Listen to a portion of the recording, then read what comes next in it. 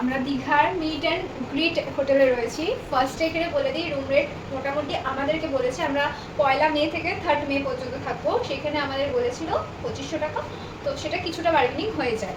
ফার্স্টে আছে আয়না, দেন প্রথমে ঢুকেই তোমরা আয়না পাবে, দেন পাবে ওয়াশরুমটা মোটামুটি অ্যাভারেজ, ওয়াশরুম খুব ভালো নয় কারণ একদম স্পেস নেই বললেই চলে, একদম ছোট্টর মধ্যে ঠিকঠাক অ্যাভারেজ। তারপরে আছে একটা ওয়ার্ডরোবটাও স্পেসফুল, বেশ অনেকটা জিনিস নিয়ে থাকা যাবে, অনেকটা রাখা জিনিস রাখা যাবে। এর সব থেকে ভালো হলো টিভি ক্যাবিনেটটা এতটা বড়, তাই জন্য অনেক কিছু ধরবে, মানে ছোটোখাটো জিনিস প্রচুর কিছু ধরে যাবে।